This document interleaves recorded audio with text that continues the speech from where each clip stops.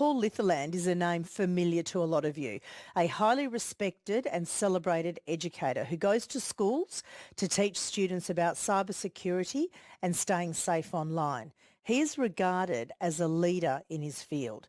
Now, his work has been so impactful, it's earned him a Medal of the Order of Australia, and in 2022, he was named WA's Australian of the Year. Before that, his service as a police officer earned him a National Police Star Medal, a National Service Medal, and a Pride of Australia Medal. What you may not know is that Paul was hit by a car while on duty and is now locked in a compensation battle, and I spoke to him about it earlier this morning. Hi, Nadia. Great to speak to you again. What happened to you in 2004 when you were a police officer on duty?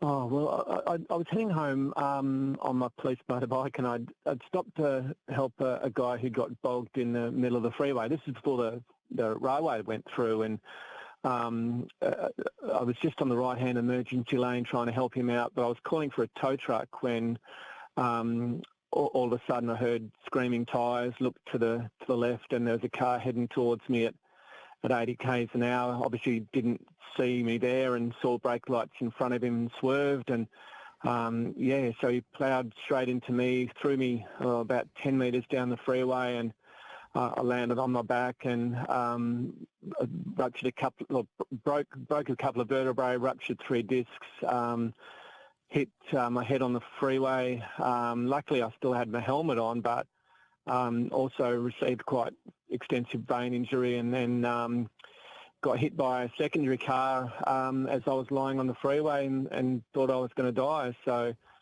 it was a bit of a nightmare, sadly, and I was in rehab for 7 years dealing with that injury. So these are lifelong injuries? Yeah, it's the back is, I've received 3 surgeries on that, and that is still pretty bad at the moment, but you deal with it. It's almost, sadly, it's the pain I deal with. It's almost on a daily basis. It's an old friend now, but it's just still dealing pretty much on a daily basis with those injuries. And this is a side of my life a lot of people don't know, Nadia, and this is not what I talk about in my sessions, obviously, with students and other people. It's just a side of my life a lot of people are unaware of. And Paul, the impact of those injuries, the physical pain, but what about the mental and emotional toll? Oh yeah, it was pretty bad there. I for a few years I was dealing with obviously relentless pain for many years, and the ramifications of that. I did suffer quite significantly from PTSD and sought medical assistance for that over a number of years, and still today I still have issues regarding that, and that's what sort of really tweaked this interest again in getting back into sort of getting support for my payments of my medical bills. So it's a side of my life that has been very, very difficult to deal with, but I've sort of dealt with that in the background under the radar. And my guest this morning is Paul Litherland, a very well-known and respected cybersecurity educator. So these are lifelong injuries. You're then classed as a permanent injured officer. You did receive a settlement in 2012. Can you tell me about that? Yeah, I mean, obviously we went through motor vehicle insurance because I was lucky I was hit by a car, if that makes sense, Nadia, because sadly I knew a lot of police officers who were injured in the line of duty who never received any compensation whatsoever for their injuries. So in 2011 and 12, I did receive a settlement, but that was quite low considering how long the case had been going for my future medical costs, and I questioned that through my lawyer, and they said, look, because you're going to get post-service medical for retired police officers if you choose to leave the job, you don't need, we're not going to give you as much. So they only gave me $35,000 for my future medical costs. So that was obviously very low at that time, but as I said, their argument was you're going to be eligible for post-service medical, so we don't need to give you that much. And you accepted that at the time. You leave the police force a couple of years later. Did you make a claim? No. I mean, for 14 years now, I've been paying my own bills because I just thought you know what, and naively, some people have questioned that. Look, the WA taxpayer, when I was serving, paid enough money for me for my injuries, and I just thought, look, I'm financially okay. I'm happy to pay them myself, and I did that for many, many years. And it's just that over the last couple of years in particular, it's been quite a strong burden on me financially. So one of my medical professionals said, look, you should be putting in a claim, and this is what's happened as a result of that. And that is through the post-service medical compensation, which as a former police officer you are entitled to. You've made a claim. What have you been told? I've basically been told that because I've already received a settlement in 2012 that I am no longer eligible to receive any further benefits. So their argument is because they basically have accused me of double dipping. And when the lady who rang me yesterday made that statement, I said, hold on, you guys, it's not double dipping. You guys have almost double robbed me here, because you said in 2012, well, we're not going to give you what you deserve or what you should get based on the costs that you're going to have to pay out. We're not going to give you that full amount because you're going to get post-service medical. You'll be entitled to that. And then, of course, 12 years later, to my shock, they've now gone back on that word and gone, well, no, sorry, too bad, so sad. And that's what's hit me the hardest here. And I spoke to an advisor earlier in the year when I was considering putting in some claims. Said, look, so what you're saying is if you'd given me only $1, because the Insurance Commission, as part of the Motor Vehicle Insurance Trust claim, had to at least give me something for future medical costs in order to write off, to cover that side of their legislation. So that if they'd only given me $1 to meet that obligation, that's all I'm entitled to. So that in itself is heartbreaking. And that commitment for, to be able to get more money under the post-service medical compensation, that wasn't a handshake deal. That wasn't a verbal agreement. That was a rock-solid commitment. In writing? In writing? I'm pretty sure I've got it in writing there. I'm getting my lawyers. Unfortunately, my lawyer has passed now, and his firm has closed. So I'm dealing with a lawyer firm that has got the archives. So I can't find it in my paperwork, but I know it's there. It's just a matter of finding it.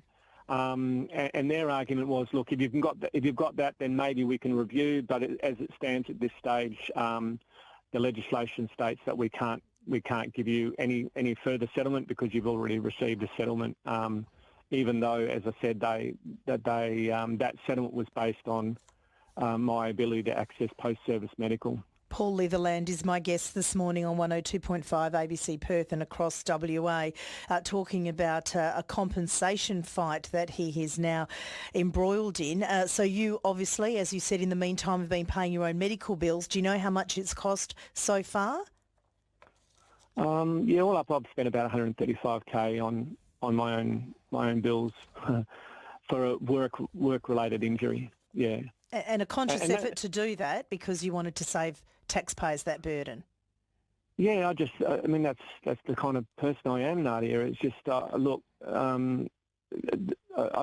having been going through the health and welfare system of the WA Police for 7 or 8 years while I was in the job, it was a terrible situation for the people who work there to deal with the stresses of all these claims. So I just left it. I thought I'll pay for this and that every now and again, but I didn't realise over time, since I sat down and went back through my accounts, that how much I'd actually spent. Paul, I look at what you do and what you've been through, and we've known each other for a long time. You're respected for your cybersecurity education. You're a decorated police officer, or former. You grew up in poverty. You had a childhood destroyed by domestic violence at the hands of your father. It just doesn't feel like you deserve another mountain to climb. Yeah, and it was, coincidentally yesterday, Nadia, I was literally doing a hydrotherapy session because my back's mucking around again, as it does. But That's when the Insurance Commission rang. And I rang my wife and told her what happened, and I had to hang up on her. I had to go, look, I can't talk anymore, as I'm doing now. I just had to, I had to get off the phone because what the hell? And I've lost mates to suicide who've been abandoned by insurance companies because they just don't get anything. They're thrown on the trash heap, and I'm very lucky. I have got through that side of things, but it's heartbreaking. It's just brutal for someone just to ring me up and go, "Oh, too bad, so sad. You're just a number," and they don't look at the personal side of. I mean, this crash almost broke me. It almost killed me, and it's just a phone call to go, sorry, not even a sorry. It's just too bad, so sad. That's it. Paul, we're going to leave it there, but we have put in calls to the Insurance Commission of WA to try to get an explanation as to what's going on. So we'll follow this through. I'm so sorry to hear what you're going through, but thank you for talking to me. Thanks so much, Nadia, and thank you so much for your listeners for their support as well. I've been inundated with messages this morning, so I do appreciate your work, and it was great to talk to you again. This is the morning program with Nadia Mitsopoulos on 102.5 ABC Perth and ABC Radio WA. And that was my chat a little earlier this morning with Paul Litherland, who is an OAM. He's also a cyber safety educator and was, as you recall, a WA Australian of the Year back in 2022. So highly celebrated and awarded for the good work that he does. Now, as I mentioned, we have requested a response from the Insurance Commission of WA. We do not yet have a reply. We're also hoping that the Police Minister, Reece Whitby, can be asked about this at Parliament today. And if he does respond to our questions, we'll bring you what he has had to say. Kevin says, Nadia, this is rubbish. Injured in the line of work and he's got to pay his own way. He got $35,000, but told once you leave the service, then you'll be able to get this other form of compensation, this post-service medical compensation, and then didn't bother making a claim. Now, he said, look, that might have been naive, but he's also said, I didn't really want to burden the taxpayer. And I've got to applaud somebody for thinking that way. But his injuries were horrific. He was hit not once but twice by a car in the same incident. Another text here from Tim who says, Nadia, this is a classic example of someone who's turned a terrible situation into a good one for the community. My kids know him very well through the work he's done at their school, and they have a huge amount of respect for the message he sends. He deserves all of our respect, and he certainly deserves the compensation that he is owed. Gosh, if anyone can help, it's you. Well, we'll ask the questions. Absolutely. And I know there are some police officers that are texting in, and I'll keep you anonymous, who've been medically retired. Paul's a great bloke, and his story hit home for me too. I was medically retired a couple of years ago due to a mental health issue arising from my service. I tried to go through the post-service medical process, but having to sit down with a psychiatrist and tell my personal story again, even though it caused me so much stress and anxiety, was just too much. I referred them to the independent medical report that had been submitted to medically retire me, but that wasn't enough. So the Insurance Council of WA rejected my claim.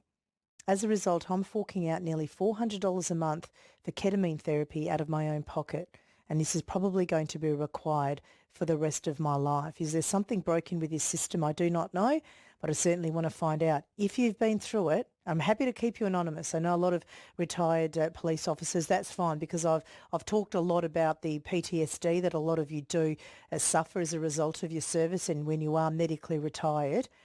And you heard Paul there talk about the mental toll that this has taken on him as well.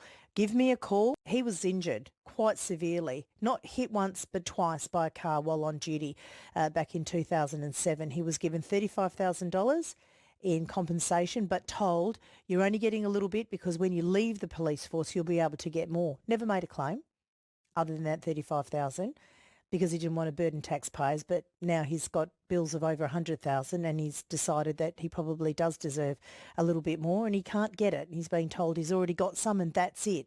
And this is not sitting well with a lot of you. Christine in Golden Bay, your husband and your dad were both police officers, is that right? Yes, I was born into it pretty much, and now I'm in the over 65s, and I'm very, very happy and joyful with life because of my whole experience in whatever I've been given. So when they were injured often, um, they kept it to themselves a lot because if they had reported anything, even there was one stage, there was a fatal accident, and they didn't have the hat on. If they didn't have the hat on, it was reported, and there was a black mark against their name. Now, we've lived with those sorts of things for all our lives. And it's not Never, right. It's not right, no, Christine. no, but it was the way of thinking. It was the way of that's what you did, and now we just hold on to that because nothing we can do with it.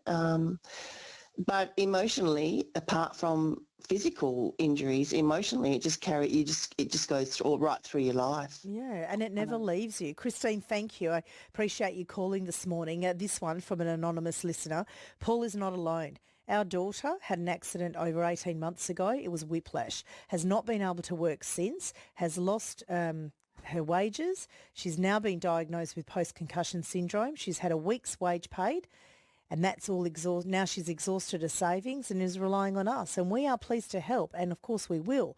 But where's the insurance? It's being delayed, denied and niggled about. This one from Deanne. Paul deserves every cent. My heart goes out to him stopping to help someone and how his life changed in doing so. How cold are they treating him like this, especially given what he's gone through? And John's take on this, well, welcome to Fair Go, my friend. The compost system is disgusting and immoral. He was told at the time, you get 35 now. It doesn't sound like a lot, but you're going to get more when you finish with the police because you'll be able to go for post-service medical compensation and then you'll get more. Now, he didn't bother making a claim for 14 years. He paid out of his own pocket because he said he didn't want to burden taxpayers. And now he's made a claim and he's been told, no, sorry, you already got $35,000. And it seems unfair. And he's quite upset about this. Now, the Police Minister, Reece Whitby, has been asked about Paul's situation on his way into Parliament this morning, and this is how he responded. Look, Paul Litherland has done great service for Western Australia, as West Australian of the Year, I understand, but also as a serving police officer previously, and he suffered terrible, horrific injuries. So, and I have enormous compassion for what he's gone through and his lifelong journey with those injuries. This is the first I've been made aware of this issue, so I've asked for information from ICWA about it, and I understand that ICWA is looking into the matter as well. So you'll be looking further into this and following up? Well, look, as I say, this is a man who's served the state, who suffered a terrible injury doing his job as a police officer, extraordinary injuries and lifelong impact on his life. As I say, this information I've just been made aware of today, so I'm very keen to know more, and I understand ICWA is also looking into it. Is it your position, obviously you're going to talk further into the case, but is it your position that he should receive compensation? Look, as I say, this is the first I've heard of this situation, this issue, and I'll wait to see what information comes back from ICWA. All right. We too are waiting for that information. Police Minister Reece Whitby there. Good on him. Courtney with us asking him those questions. We have also asked questions of ICWA, which is the Insurance Council of WA. We are still waiting to hear